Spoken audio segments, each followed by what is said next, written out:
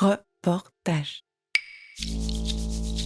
Coucou, ce podcast s'écoute comme un feuilleton, alors si t'arrives ici, je te recommande de recommencer au départ, et si t'as pas le temps, voici un extrait de l'épisode précédent. Moi, j'étais contente de trouver une voie avec la traduction. J'étais contente et je me suis dit, je ne veux pas rester amateur, je veux faire un diplôme. J'étais contente, j'avais trouvé une voie. Un peu tu vois.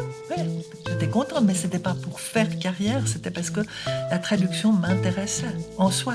Donc c'est une passion un peu, vers 40 ans. Oui. T'as trouvé un truc qui t'a après nourri, au sens propre figuré, et puis jusqu'à la fin de ta vie. Je voulais pas rester amateur, et puis que je voulais devenir professionnelle, je voulais en faire un métier. Donc la traduction. Oui. On l'a trouvé, si tu veux. Et d'ailleurs, c'est ta grande fierté. Oui, je suis contente. Je suis très contente d'avoir fait ce que j'ai fait. Ouais. Les femmes qui lisent, une ville, presque un siècle et 4 copines. Un podcast documentaire de Laure Gabu. J'entends mon soulagement lorsque Françoise trouve enfin sa passion, la traduction, à 40 ans. Je la vois sourire et je souris avec elle. En réécoutant, je me demande pourquoi le besoin d'avoir une passion et de s'épanouir à travers elle est si important pour moi. Peut-être parce que, avant de trouver ce qui m'anime, le journalisme, le documentaire, la poésie, la photographie, j'avais l'impression d'errer dans des schémas dessinés par d'autres et que je me trouvais alors trop dépendante de leur regard pour exister. Peut-être parce que, comme je n'ai pas eu d'enfant, pouvoir me réaliser dans une autre sphère que celle de la famille m'a semblé obligatoire. Je ne sais pas. Je retourne chez Françoise quelques semaines plus tard pour cuisiner une mousse au chocolat et reprendre cette discussion. C'est parti, d'accord. Je me lave les mains. Ouais, d'accord. Moi, je les ai bien lavés juste avant. J'ai mis de la crème, mais peut-être que je vais les rincer. Tu veux du savon? Tu veux à la salle de bain? Ouais, je vais à la salle de bain. Va à la salle de bain. Il y a des petits linges pour les visites. Il y a tout ce qu'il faut.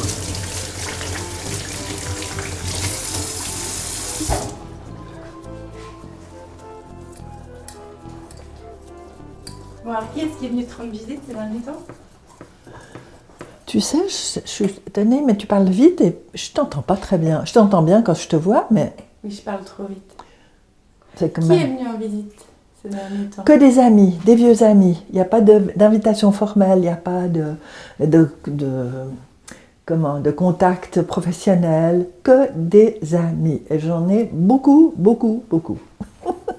Des vieux amis que j'ai depuis 60 ans, 50 ans.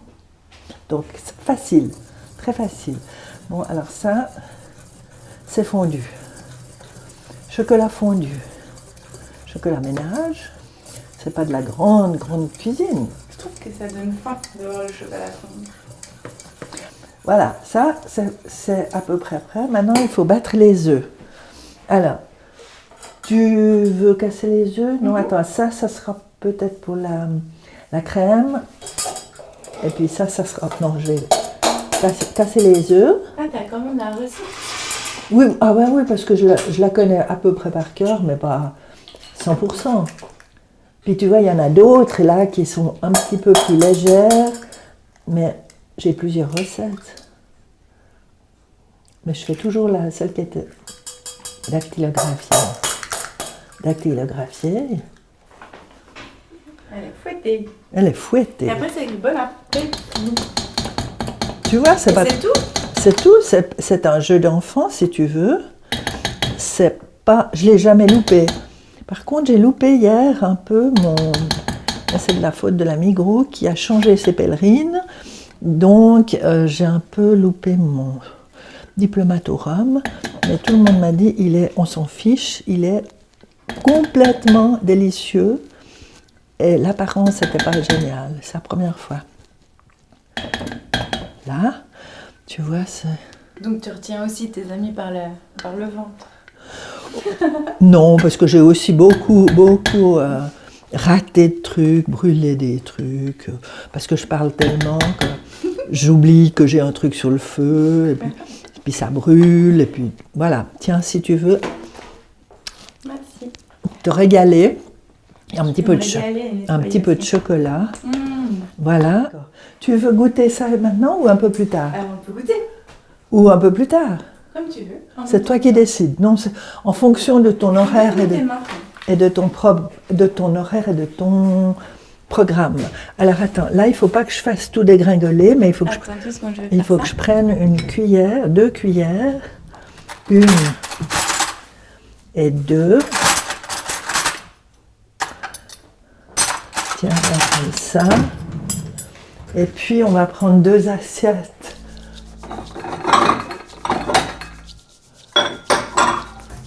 Ma grand-mère avait exactement les mêmes.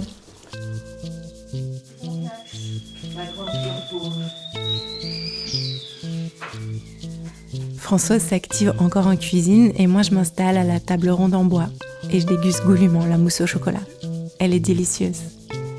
Lorsque Françoise réapparaît, j'embraye directement sur la question des choix et plus particulièrement sur la manière dont elle a choisi son ex-mari. Pour être honnête, je viens de rencontrer quelqu'un et je ressens une réelle urgence à revenir encore une fois sur cette question afin de me rassurer.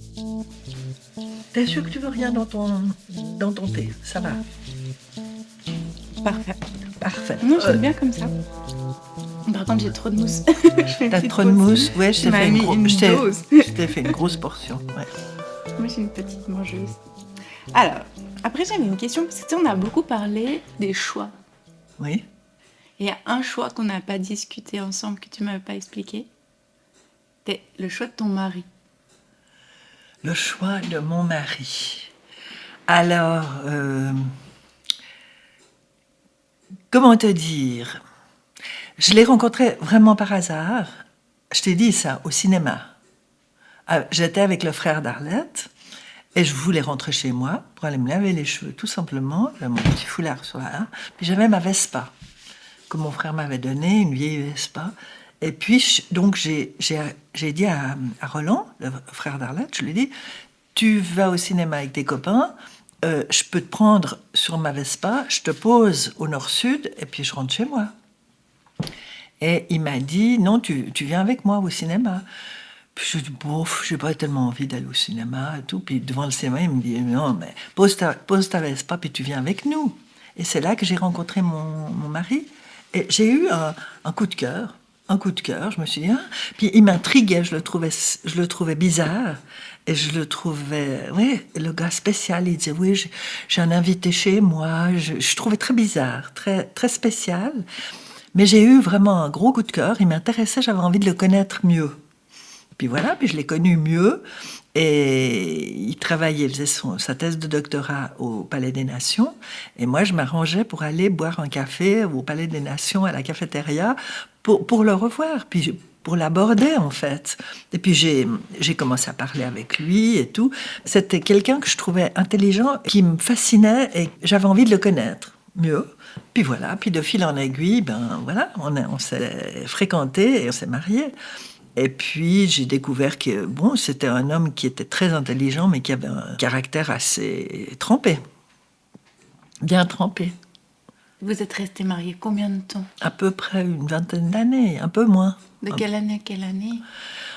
On s'est mariés en 66, en 84, je crois qu'on s'est séparés. Mais j'étais raide amoureuse de ce monsieur, si tu veux. Mais vraiment, il me fascinait. Et je peux encore pleurer quand je pense à lui, parce que quand il est décédé, il y a toutes les belles choses qui sont remontées, mais toutes les difficultés de la vie et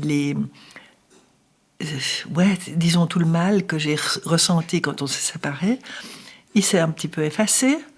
Et puis, j'ai gardé que le bon, et je suis encore dans l'émotion quand j'en parle et quand je pense à lui. C'est quoi le bon? C'est quoi ces moments auxquels tu penses? C'est quoi le bon qui te fait encore pleurer?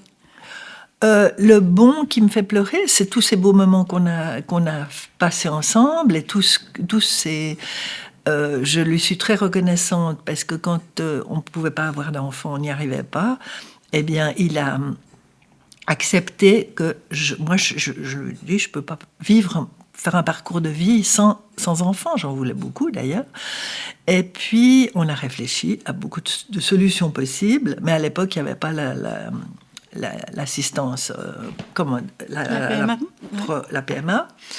Et donc, petit à petit, on a pensé à l'adoption, et puis il est entré à fond avec moi dans cette idée. Donc là, je suis très reconnaissante, parce que c'est un homme qui aurait pu probablement vivre sans enfant. C'est un businessman, mais Karine lui a apporté énormément. Il a beaucoup aimé Karine, à sa façon, mais il a beaucoup aimé Karine. Donc, je suis reconnaissante pour ça, parce que c'est un projet qu'on a bien pu mener ensemble. Et c'est pas évident. Hein. Il aurait pu aussi me dire, mais écoute, on n'arrive pas à procréer. Vous aviez déterminé si le problème était chez l'un ou chez l'autre? Moi, j'avais les trompes bouchées. On me les a débouchées 2 fois. Ça fait un mal de chien. Et puis, lui, il a dû faire des tests aussi, parce que le gynécologue a dit, on peut aussi vous demander de faire des tests. Et tout, il détestait ça. Et puis, on n'a jamais eu de réponse vraiment très, très précise. Tu sais, à l'époque, on en savait moins qu'aujourd'hui. Ça fait quand même assez longtemps, hein. Ça fait un quart de siècle. Donc, on n'a jamais vraiment su. Mais moi, je sais que mes trompes étaient bouchées, donc qu'on me les a débouchées 2 fois. Une fois aux États-Unis et une fois ici. Et c'était affreux, horrible. Mais ils font quoi? Ils envoient de l'air? Ouais. Et après, t'as des tortilles, t'as mal au ventre. Enfin, c'est assez pénible. À l'époque, c'était assez pénible. Maintenant, je crois qu'on fait autrement, tu vois. On a d'autres méthodes. Il y a beaucoup de choses qui sont comme les endormissements, les anesthésies. Moi, je me souviens, quand j'étais petite fille, j'avais des amygdales.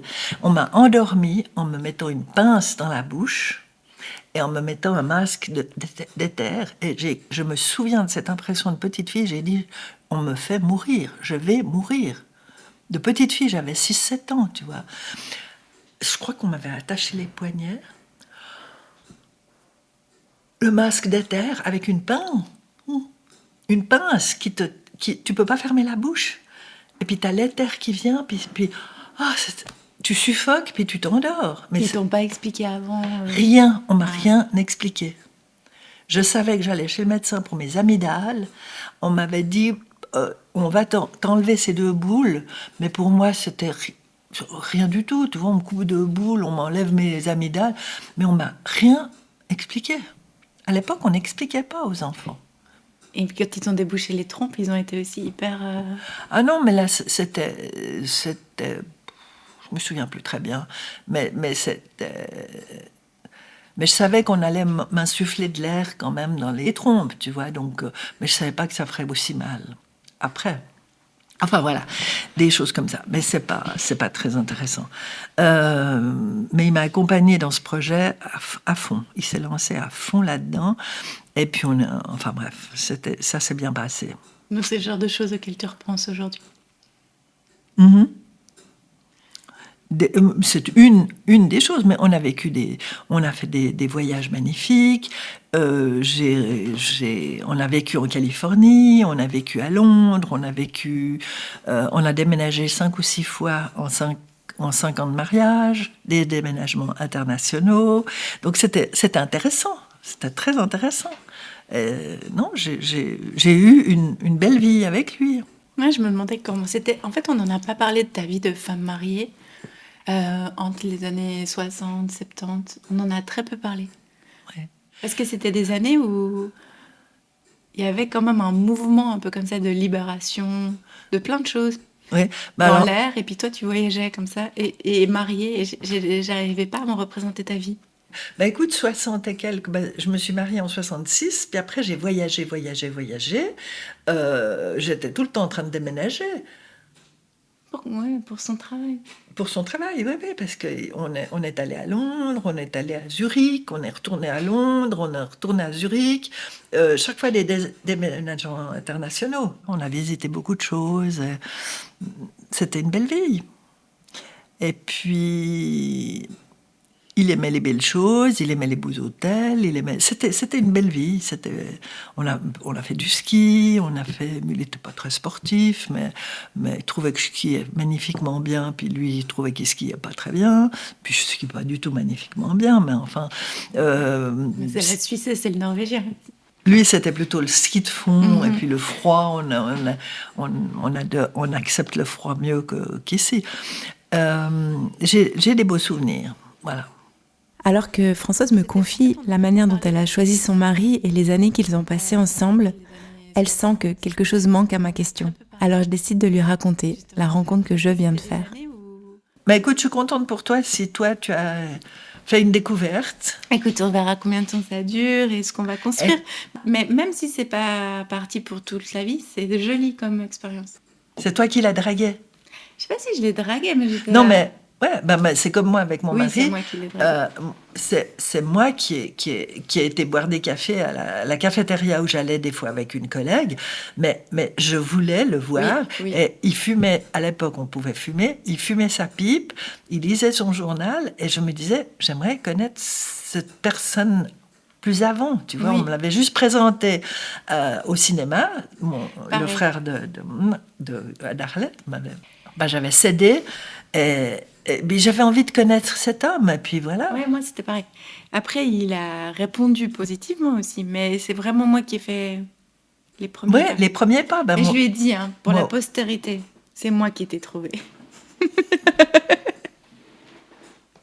C'est moi qui t'ai trouvé. Oui, parce que l'homme a besoin de la conquête. Et lui, il avait besoin d'être rassuré, ouais. Mais il a besoin de la conquête. Il a besoin de conquérir. Ah tu non, vois. lui, c'était Et puis le contraire. ça ne l'intéresse plus une fois que la conquête est faite. On verra. Les mecs, ils sont tous fanfarons. Non. Et ils veulent tous séduire, et ils veulent tous qu'on les écoute. Ah, mais je peux te faire une théorie très simpliste. Vas-y.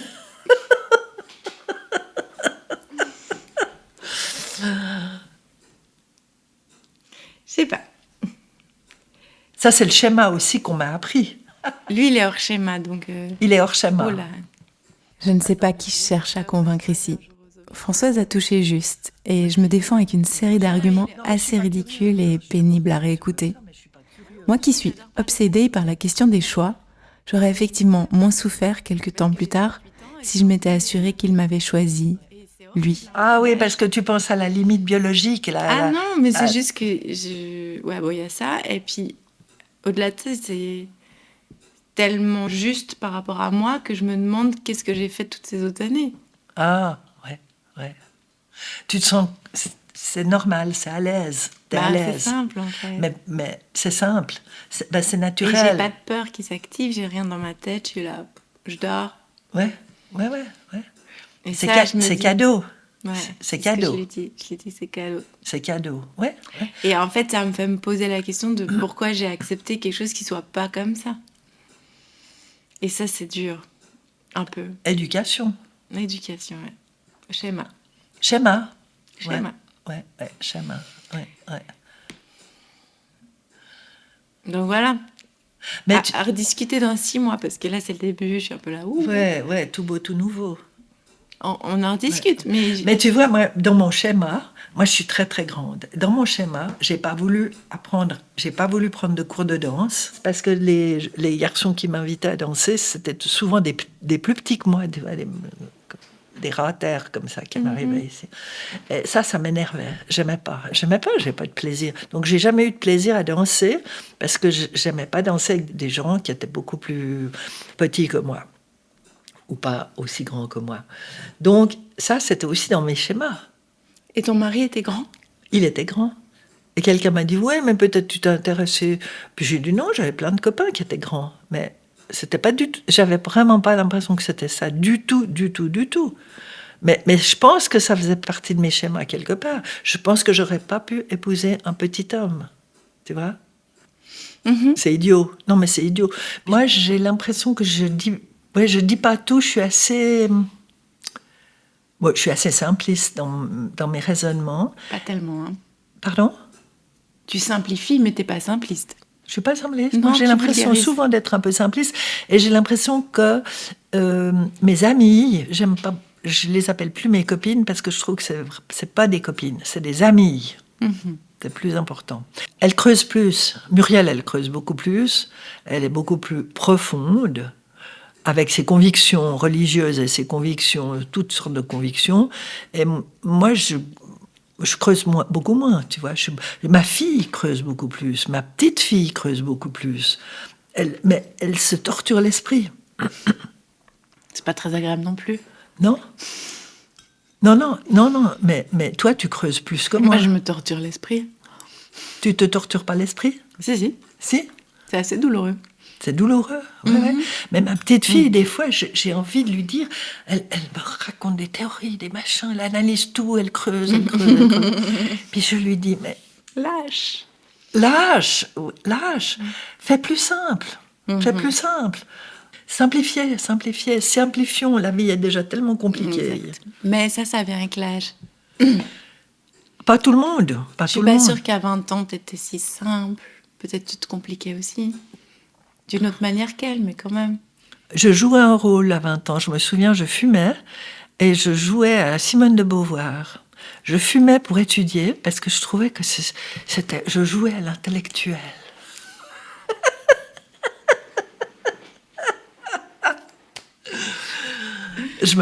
Ouais. Qu'est-ce qui arrive à Simone de Beauvoir qui fumait des clopes pour avoir l'air intellectuel? Moi, Elle s'est mariée. Ouais. Mais je suis bien. Non, mais maintenant, je suis bien. Moi, je me sens bien.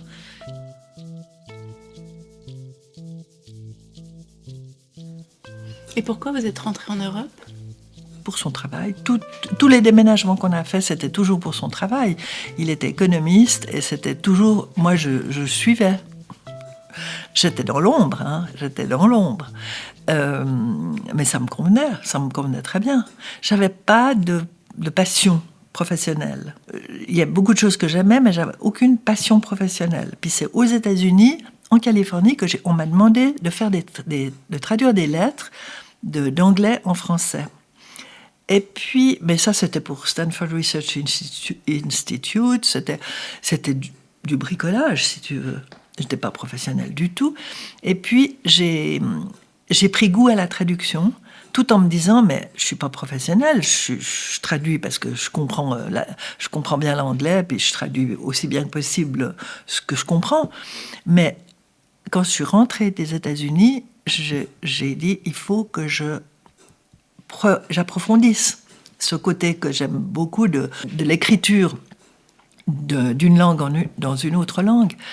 Donc j'ai aussi pris contact avec des bureaux de traduction à Zurich. Quand on est rentré la première fois, c'était Zurich. Et j'ai commencé à faire des traductions et je me sentais malhonnête. Parce que je me disais, mais je ne suis pas traductrice. Je ne suis pas compétente. Alors que je l'étais, mais je n'avais pas toutes les ficelles de la traduction, le savoir-faire de la traduction.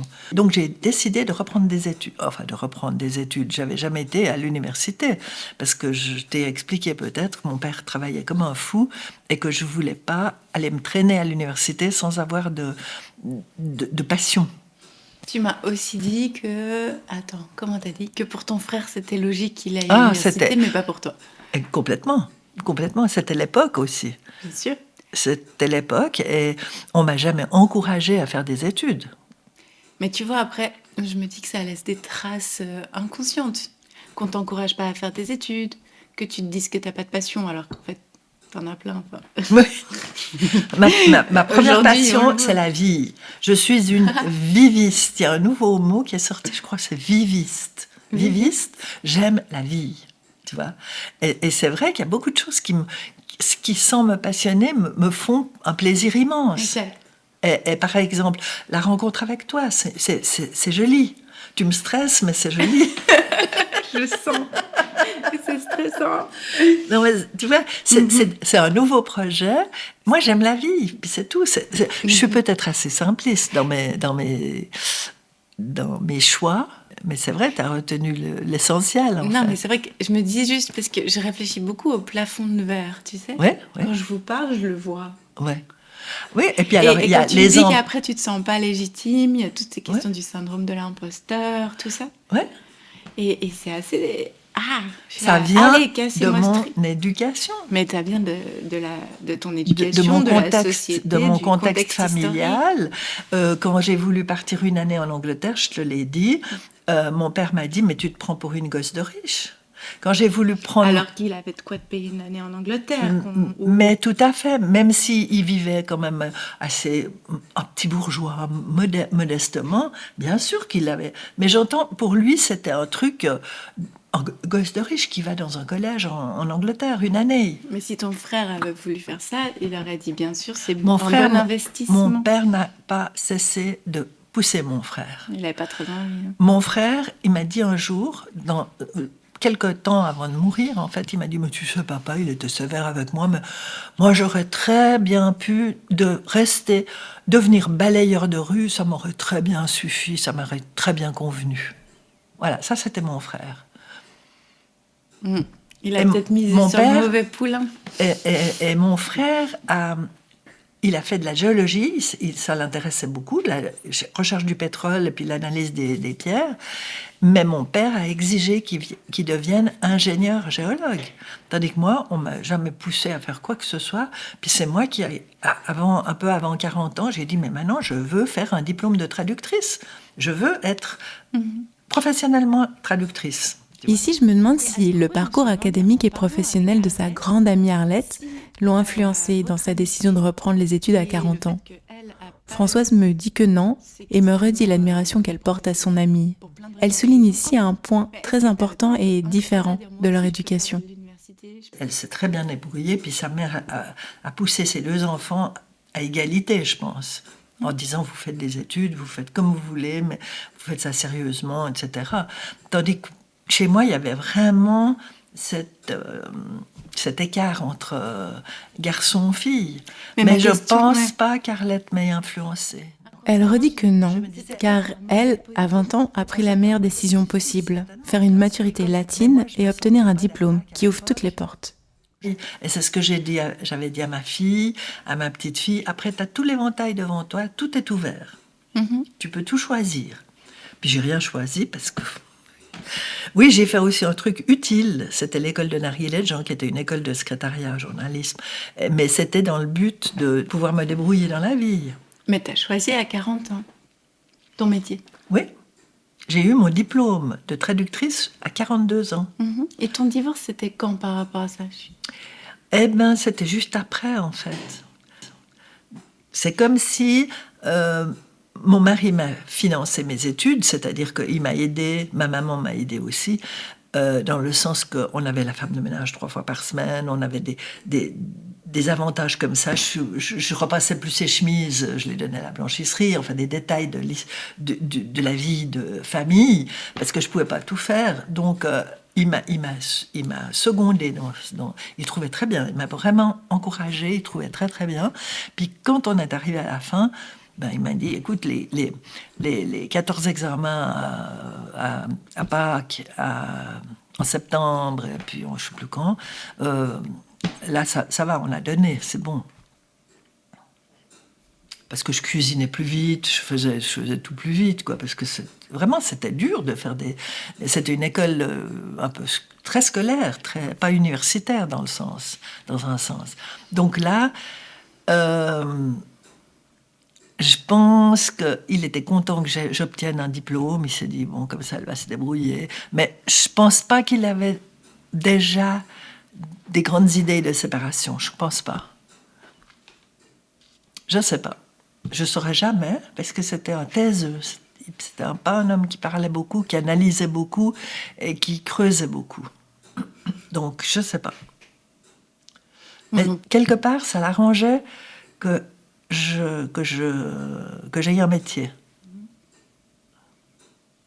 Un vrai métier. Ok. Et du coup, tu obtiens ton diplôme de traduction, et là, quelques temps plus tard, il décide de se séparer.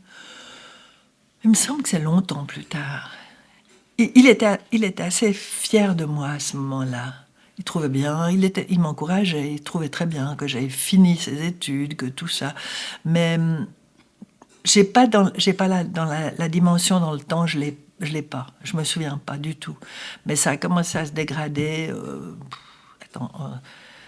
84, on s'est séparés. J'ai eu mon diplôme, j'ai publié un livre, 82. Donc ça a peut-être un peu précipité les choses. Et puis il y avait quelqu'un d'autre. Pour lui, tu vois, qui est arrivé à ce moment-là dans sa vie. Donc ça s'est enchaîné comme ça. Je pense pas qu'on se serait séparés du tout s'il n'y avait pas eu ce quelqu'un d'autre. Ils sont restés longtemps ensemble après? Oui, moi je pensais que ça durerait 5 semaines, mais ça a duré probablement une petite dizaine d'années. Mais après, elle est partie. Le sourire. Mais ça, j'aime mieux que tu effaces un peu. Enfin, bon, il est mort, il n'entendra pas. Comme tu veux, mais moi j'aime bien. T'aimes bien? Ouais. Bon. Un petit peu de vengeance. Ah non, mais c'était pas... Moi, j'ai pas rien fait. Un petit peu de revanche. Le karma, moi j'appelle ça karma. Oui, mais alors, ça c'est sûr, hein, mais avec mon petit groupe, là, Arlette et Jacqueline, etc., on disait, mais qu'est-ce qu'on pourrait faire maintenant pour un petit peu de vengeance? Et notre idée, c'était de prendre une crotte du chien ou de n'importe qui, bien, hein, et d'aller la mettre dans sa boîte aux lettres. Tu vois, c'était enfantin, mais on rêvait de ça, puis on riait, puis on l'a jamais fait parce que c'était pas nécessaire. Non, moi, j'avais pas du tout l'esprit de revanche. J'ai parlé à beaucoup de gens qui ont eu la même chose qui m'est arrivée, quoi. C'est courant, hein. L'homme qui file ailleurs, c'est tellement banal, courant, etc. Et j'ai plusieurs personnes qui étaient dans la revanche. Il va me le payer, je vais faire quelque chose, il va me le payer. Moi, j'étais pas dans cet esprit-là, pas du tout. Alors, pourquoi? Parce que en fait, ce que tu m'as aussi dit, c'est que au moment de ton divorce, du coup, tu n'as même carrément pas demandé l'entier de ce qu'il te devait. C'est-à-dire que je savais que la loi allait changer. Je crois que je savais. Elle allait changer dans quel sens? J'avais droit à un tiers du patrimoine machin, là, du patrimoine matrimonial, patrimoine conjugal. Et puis, je savais que ça allait changer. Mon avocate m'en avait parlé, mais c'était une question de 6 mois plus tard ou une année plus tard. Tu vois, ça se mijotait que j'aurais pu avoir la moitié. Et puis, elle m'a dit, moi, je lui ai dit, j'aime mieux avoir un tiers de ce que je connais, je sais combien, à peu près, grosso modo, plutôt que la moitié de rien du tout, parce qu'il aura tout mis au Liechtenstein ou aux Bahamas. Homme d'affaires et tout. Donc, il me dira, il n'y a plus rien. Donc, j'ai pris un tiers, puis j'ai pas bagarré assez, j'aurais dû. Maintenant, ça serait maintenant, je suis dans un autre état d'esprit, j'aurais dit, ok, tu veux partir avec Madame Machin, tu pars, ok, mais tu me dédommages, parce que j'entends, moi j'ai eu une belle vie avec toi, mais tu me dédommages, tu m'achètes un appartement. Maintenant, c'est ce que je ferais. Mais à l'époque, je ne voulais pas bagarrer. Pourquoi? Parce qu'on avait une fille qu'on adorait tous les deux et que je ne voulais pas la mettre dans ce pétrin. Mais est-ce que tu t'es pas un peu mise dans une forme de pétrin par rapport à ta retraite notamment? Ah oui, et comment? Ouais, complètement. J'ai mal géré tout ça. J'ai été bête. Je crois que tu as été femme aussi de nouveau. Hein. Il y a tellement de femmes qui font ce choix. Ouais. Et je me suis dit, je vais me débrouiller. Et puis, je me suis débrouillée, j'ai trouvé un boulot, j'ai eu pas mal de clients et tout, modestement, tu vois. Mais tu n'auras jamais le même train de vie en te débrouillant toute seule. Oui, mais alors ça, je m'en fous. Mais c'est un stress ça, en plus. Moi, ça, c'est pas quelque chose qui m'intéresse. Ces grands hôtels où tu dois te pomponner, tu vois, pour aller... Tout ça, ça m'intéresse pas du tout. Et finalement, j'allais dans des bed and breakfast. On a fait des petits voyages avec Karine, modestement, bed and breakfast. Enfin, tu vois, des petites pensions. Ça, moi, j'aimais même mieux, tu vois, de retrouver cette simplicité qui me correspondait mieux. Alors, qu'est-ce que tu ferais différemment aujourd'hui si tu refaisais cette scène ? Je dirais à mon avocate, tu te débrouilles, tu fais comme tu penses être le mieux avec quelqu'un comme lui, et puis tu ramasses le plus que tu peux. Elle m'a demandé aussi, tu veux une pension jusqu'à la fin de tes jours? J'ai dit, alors surtout pas, je veux pas tendre la main, être redevable jusqu'à la fin de mes jours, alors exclu, ou bien tu veux, on essaye de ramasser le maximum pendant quelques années. Puis je lui dis alors oui, ça d'accord. Et pendant quelques années, je travaillais, j'avais ma pension, j'avais une pension pour Karine, ça a duré en tout 8 ans, tu vois. C'est pas beaucoup. C'est pas beaucoup. Par rapport à 20 ans de mariage. Mais c'était c'était ce qui me convenait le mieux, parce que je savais qu'il allait mettre du fric Liechtenstein, aux Bahamas ou je sais pas où, puis me dire, écoute, maintenant, il y a plus. Mhm.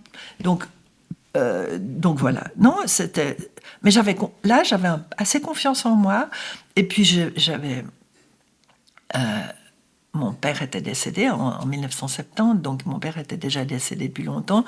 Mais je me suis dit, il y aura quand même la petite maison de campagne. Enfin, tu vois, je me faisais pas trop de soucis. Je me dis, je vais me débrouiller. Et puis je me suis débrouillée jusqu'à maintenant. Maintenant, je pense que là, la situation est en train de changer.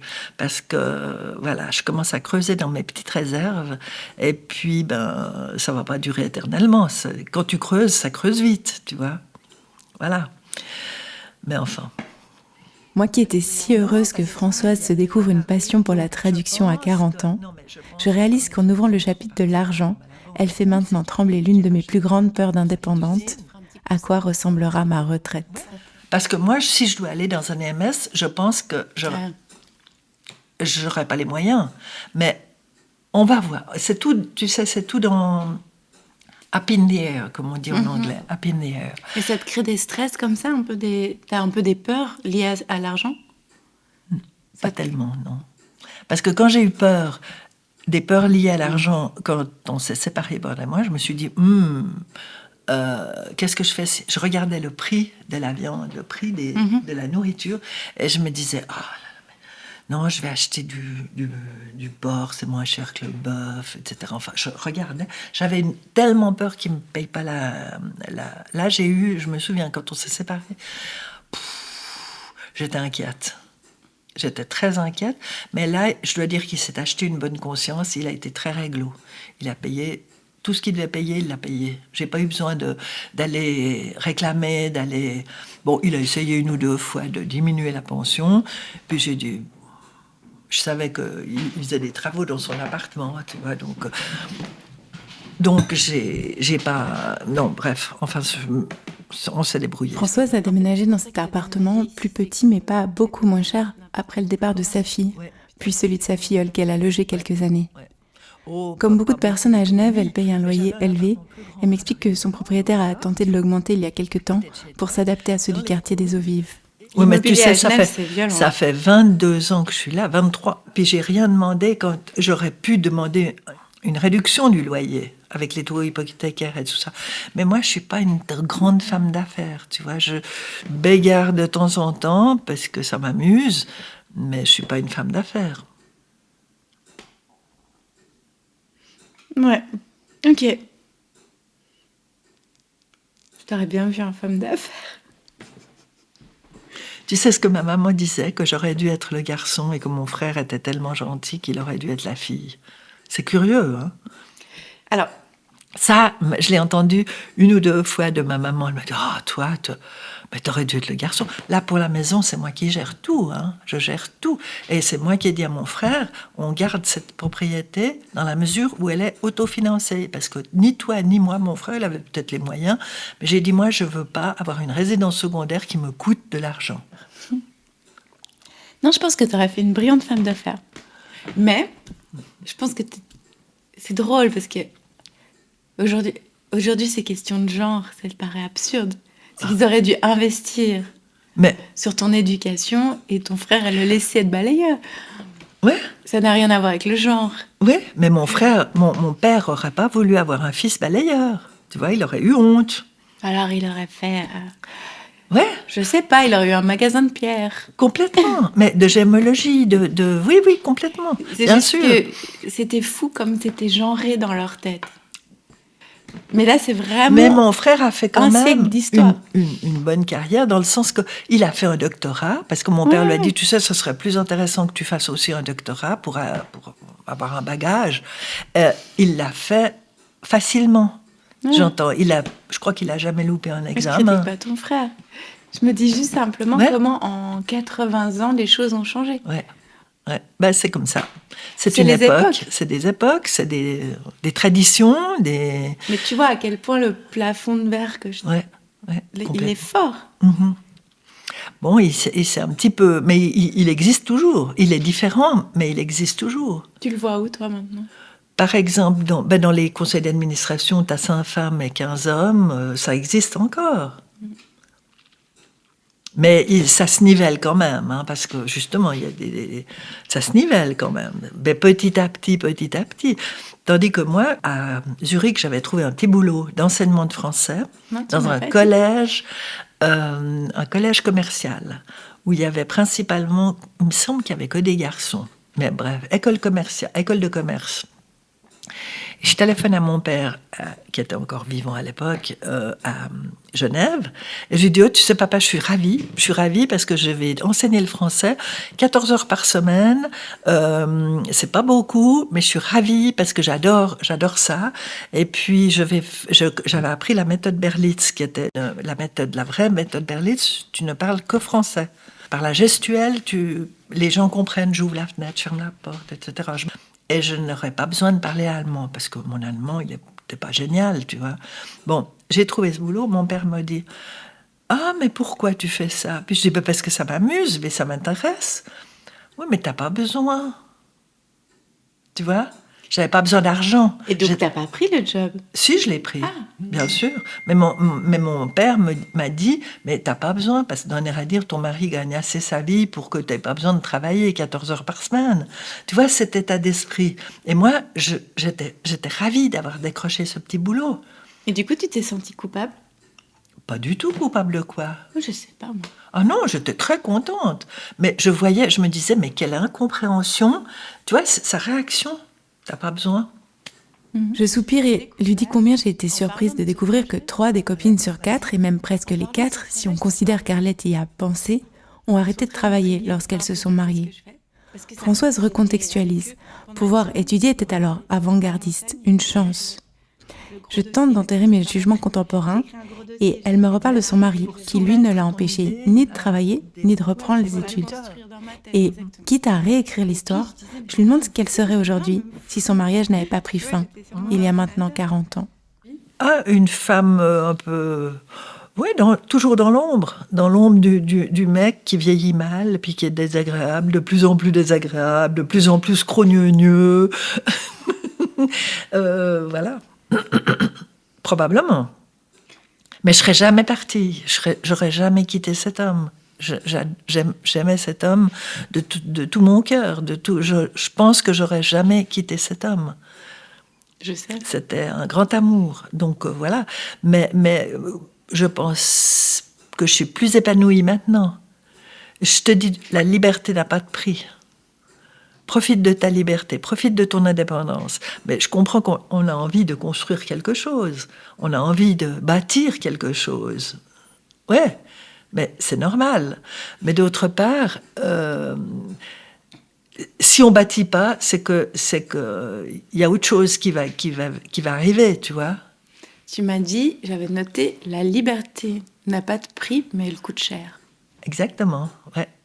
La liberté n'a pas de prix, mais l'indépendance coûte cher. Ou le contraire, l'indépendance coûte cher, mais la liberté... Non, ou l'indépendance n'a pas de prix, mais la liberté coûte cher. Ouais.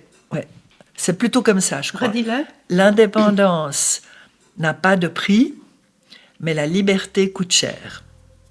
Je crois que c'est ça. Il me semble que c'est ça. Et c'est un peu le résumé de ton divorce. Oui, tout à fait. On continue à prendre le thé et à discuter, et je repars chez Françoise avec des mousses au chocolat à partager avec mon amoureux. Un délice avant une tempête bien amère qui me donnera d'autant plus envie de demander à Françoise, comme aux autres copines, ce qui s'est passé après leur divorce ou leur séparation, lorsqu'elles ont dû se redéfinir, seules, indépendantes et peut-être libres.